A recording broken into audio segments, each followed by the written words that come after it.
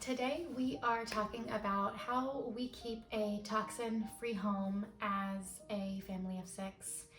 It is something extremely important to me because our home it should be our safe haven. It should be the safest place for our family. And oftentimes when we bring in all these extra chemicals and things that the stores offer and things that our world tells us that we need to keep a clean home, or a pretty smelling home or whatever, our home can become very opposite of a safe place. It can be filled with dangerous things. And so that's what we're gonna dive into today. Now, before I start, I want to say that I do not want you to leave this video thinking that you have to go restock and repurchase everything in your home immediately. Because the things that I have stopped doing or replacements that I have done where I don't buy this anymore and I buy this instead, that's over years and years of me researching things and then slowly changing things up in my home. This is not, I watched a video in the same day or within a week I changed everything. That is not how this happened. So for instance, the first thing I'm going into today is limiting plastic. And that is something that I started doing very recently, probably in the last 6 months or so. That's kind of been the journey that I've been on, is getting rid of plastic in our home. For that, I was very focused on the chemicals in my home and the way I cleaned. And so the first one is limiting plastic. So my brother was just telling me recently that apparently the amount of plastic in the human brain now is enough to make up a plastic fork. That is an insane amount of plastic that is in our brain now. And that is because of microplastics that are in everything. It is just because we have been exposed to so many plastic things. Everything is plastic. So our body starts to absorb all of this and it's going to our brain. That's just terrifying to think about. And so of course there are things that we can't control. So plastic in grocery stores, plastic in other things that just are out of our control. What we can control is the plastic in our homes, and so specifically in our kitchen. And so the first one is probably the first thing that I started to get rid of was all of our plastic Tupperware. And we just replaced it for glass Tupperware, and it works great. Now, glass Tupperware is more expensive than plastic Tupperware. So this has taken time to do. Also, just kind of buying it over time instead of just doing it all at once. If you can do it all at once, then that's great. But a lot of us can't do that. And so I just kind of have done it over time. That's the first thing I did, is I got rid of the plastic Tupperware and I just slowly started buying new glass Tupperware. And something that I can also recommend doing in this situation to store food in your kitchen is to use food jars. Just your olive jars that you bought your olives from the store, or your marinara sauce jars, or pickle jars. I actually rinse these jars out after we have used up the food to store our pantry goods in, or to store leftovers in the fridge. And so reusing glass containers that you literally are going to recycle or throw away anyway is a wonderful way to reduce plastic and to bring more glass into the kitchen instead of plastic, but you're also not spending any more money because you're just reusing the jar that you already have. And then I had a plastic cutting board, and I had this plastic cutting board. It was a little red one for 11 years, and it melted in the dishwasher. It fell to the bottom of the dishwasher a few months ago, and that signaled me to buy a new one. And so instead of going and buying a plastic one, I researched, and I probably went a month or so without a cutting board, which is a lot when I cut up a lot of vegetables throughout the day. But I was researching what kind I wanted to get, and I came down to 2 options of doing wood or stainless steel. I like the look of wood. I think the wood cutting boards are very pretty, but I didn't like that they can harbor bacteria. Sorry, my little kiddos are playing out there. I did not like that wood can harbor bacteria and mold very, very easily. They're a little harder to clean because if the water stays in the wood, it can create mold spores, and I don't want to mess with that. And so I decided to do stainless steel, and it has been great. I love it. It's so easy to clean, so easy to cut on, and it's been great. And so I highly recommend doing a stainless steel cutting board, unless you're totally fine with the wood and you know how to treat it to keep it clean, then that's great too. But I find that the stainless steel is just very low maintenance and very easy to take care of. The next one is very, very obvious, and I think a lot of people have caught on to this, but I know a lot of people haven't, and I still see a lot of water bottles being used, and that is the plastic water bottles that we buy at the store. We do not buy these. These are just contributing to more plastic that we're consuming, and besides it being horrible for the earth, it is awful for our bodies. And it is expensive to keep buying plastic water bottles. And so each of our family members have a stainless steel water bottle or a glass water bottle that we use. And we just have our own that we just refill out of our Berkey water filter. There is no need to keep buying plastic water bottles when you can just buy a reusable one. So just with all the kitchen things, just over time, replacing our plastic measuring cups and measuring spoons with stainless steel ones. And of course, this, like I said, this took time to do too, because I wasn't just gonna go buy things and spend money when I don't have to. And so I waited for mine to break. Now, you don't have to do this. You can go buy them. Stainless steel measuring cups are not that expensive. Over time, my measuring cups had no handles left on them. I had used these measuring cups for probably 11 years, and they were done. And so I replaced them with stainless steel. And then when it comes to cups, my kids have their own stainless steel water bottles. But when it comes to like just a normal drinking glass for water or for juice or something, or for smoothies, I had glass cups, but with 4 kids, glass kept breaking, and I was constantly cleaning up glass.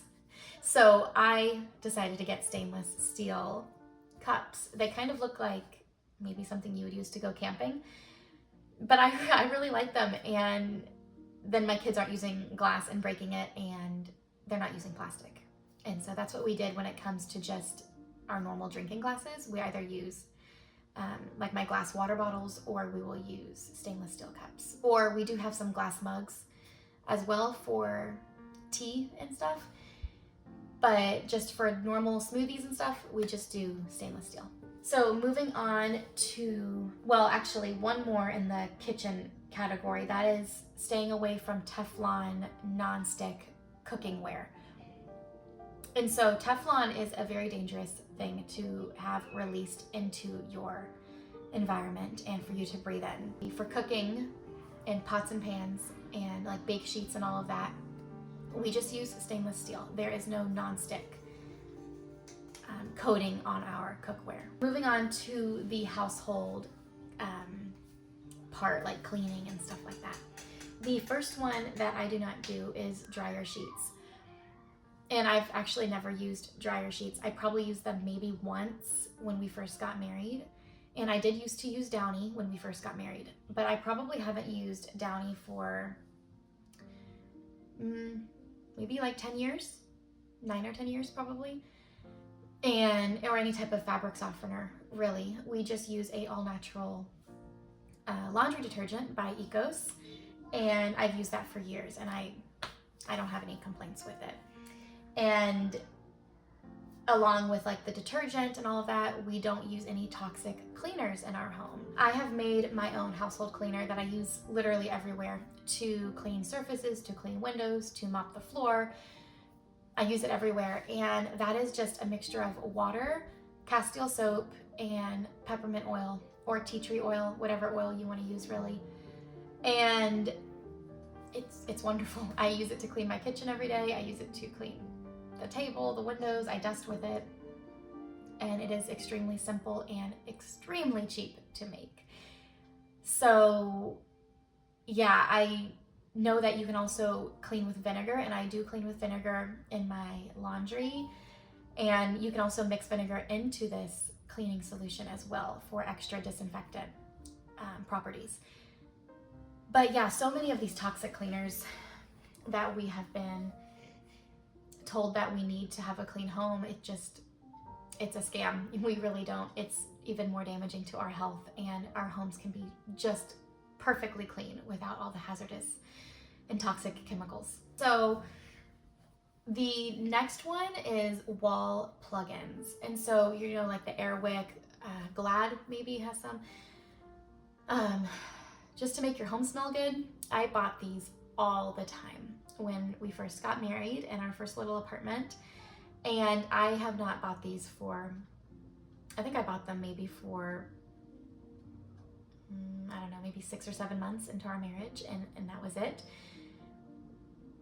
I'm gonna tell you guys something I read when I decided to stop buying these.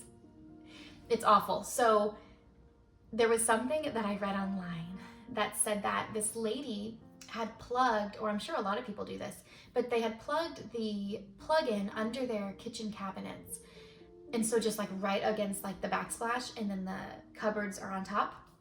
Well, it had melted the paint off of the cabinets. Just whatever was being released, whatever chemical that smells good was being released, and it melted the paint off of the cabinets. And what I read was, what is this doing to our lungs? What are we breathing in right now? What are my children breathing in right now? This is awful. If it's melting paint off of cabinets, this cannot be good to breathe in. And so a really big lie that we have been told is that we need like smells to make our home smell good. And it's just not the case. A clean home doesn't smell like anything. It just smells clean and fresh. It doesn't smell dirty. If you have a dirty home, it'll smell dirty and smelly. But a clean home isn't supposed to smell like hazardous, toxic chemicals. It's just supposed to smell clean. Think about when you walk outside and you breathe in fresh air. There's no strong linen smell. There's no weird smell that we're breathing in that smells clean. We just walk out and we say, oh, it smells good out here. It smells so fresh. Now, if you go up and smell some flowers, there's a light, pleasant smell. Or if you smell some roses, there might be a rose smell. And if you want to bring in those natural scents, that's when having a essential oil diffuser comes in handy. And so diffusing rose, you can diffuse lavender, you can diffuse lemon, peppermint, all of these natural smells that God has given us in our world for our home to smell really good and clean. It has nothing to do with all the toxic chemicals that we can make our home smell like. It has to do with what God has given us and just having a clean home that is actually clean. If we clean our home regularly and we have a clean home and we add in some of those yummy natural scents of essential oils, then our home will smell really clean and fresh, and we can leave out all the toxic plugins and chemicals. And so this goes along with no scented candles or lead wicks. So something that I don't know if a lot of people know, and I found out about this a few years ago, is most candles have lead wicks. So the wick that you light is made out of lead. And so when we light these wicks, we are releasing lead into our environment. So the very normal wax that is found in most candles is paraffin. And paraffin is not good to breathe in. You can do more research on that, but it is not as healthy as using like a palm wax or a soy wax with a lead-free wick, usually a cotton wick. The candles that I use are by the brand Good Light. They are lead-free wicks, they're made out of cotton, and they are made out of sustainably sourced palm wax. And I know you can use beeswax too, but I really like these. So something very interesting that happened when I switched from paraffin candles to these candles is that when you blow out the candle, normally there's that really strong smell that comes when you blow out candles. I don't like that smell, and it also creates like a black soot around the glass candle holder. When you blow out a toxic-free or like a toxin-free candle, so probably a beeswax, I know palm wax and soy wax is this way, there's no soot. There's no like black residue around the glass container. It's very clean burning and there's no strong smell. So that made me realize, wow, what am I releasing into my air when I'm using the traditional candles, right? So the next one is not using any strong smelling body care. So this goes into no perfumes. I have not worn perfume for years and years. Now, there are some toxin-free and more natural perfumes out there with like essential oils and stuff, and like that's great. And I think that that's really cool that that's being offered. My sense of smell is so strong after children, specifically after my fourth. I feel like I can't handle strong smells anymore. And this also goes into when you remove strong smells out of your home and you start using more gentler smells and more softer smells, things smell so strong when you're not used to it. And so, for instance, the other day I was walking through Walmart with my kids, and we walked through the like Airwick plug-in aisle and candles. So we are walking through this aisle, and my kids are like, "Mommy, what is that smell?" And they're like holding their noses, trying to get through this aisle to where we're trying to go. And they're just not used to the strong chemical smells that stores offer nowadays. And I thought that was really interesting. It just goes to show that we're not meant to be smelling all of these really strong smells.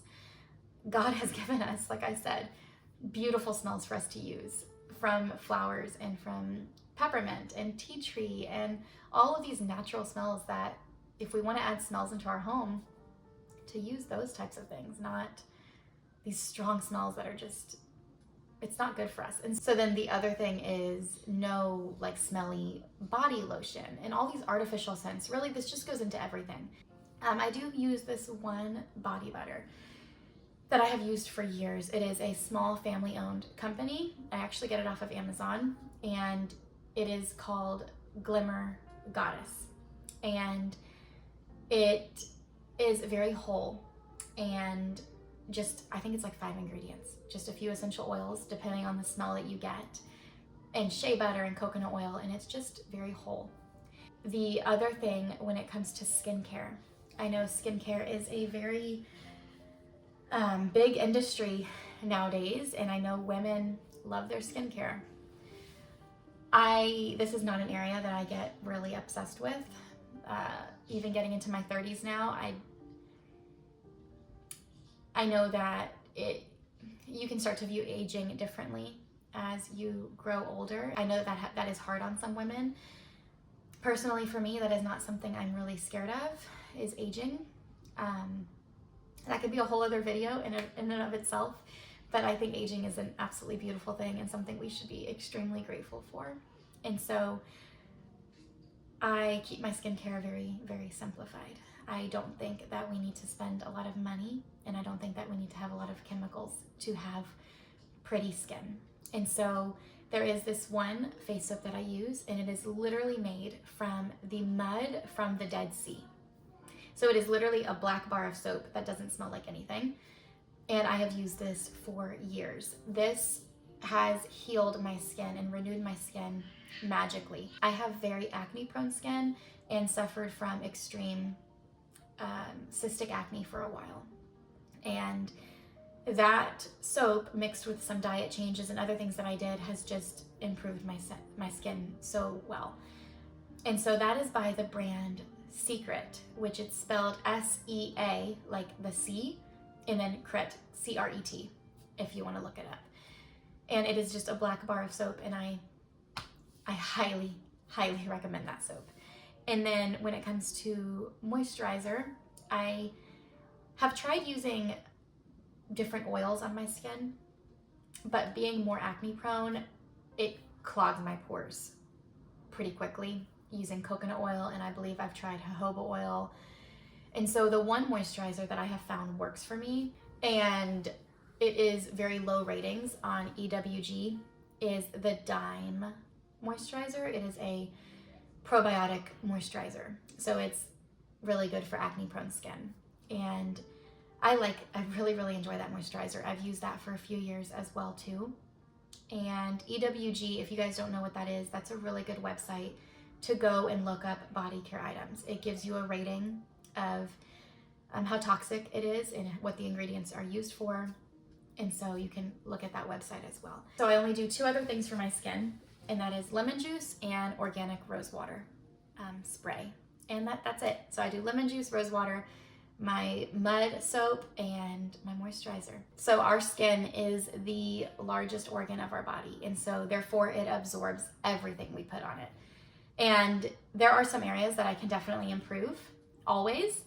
And I could even cut plastic out and not use a plastic body soap container, because my body soap that I do use comes in a plastic container. So there's always things we can do better, but I do think that if we can be intentional and we can just constantly be aware of what we're consuming to keep our home more healthy for our families, then that's beautiful. So the last one is kind of random, but you can judge if you want to remove this from your kitchen or not, and that is a microwave. We have stopped using it. I think that we are exposed to a lot of radiation nowadays. We have EMFs coming through our home with Wi-Fi and 5G towers. And I know people say that microwaves are not bad radiation.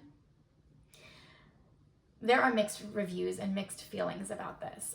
I have decided, my husband and I have decided that we would rather just not use it anymore. And we can use our oven just fine. We use our oven to toast our bread. We use our oven to warm things up now. And it's taken me a while to figure out the degrees to make a bagel or make a bread soft without toasting it. And that's something like some of my kiddos like cheese on their bagels, but they like the cheese melted, but not the bagel toasted. And so this has been very tricky for me, and I have finally figured it out to make the cheese melt, but not toast the bread too long.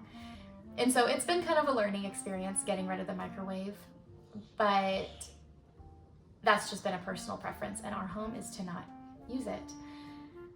So I figured I would put that in here. So I hope that this video inspires you. I know this is a little bit of a random one and definitely falls more in the category of simple living, which you guys know I'm so passionate about. The next few videos that I have that I am writing for will definitely be more biblical encouragement, which is my #1 passion. But I hope that this video blesses you, and I'll see you at my next one. Until next time, take care, guys. Bye.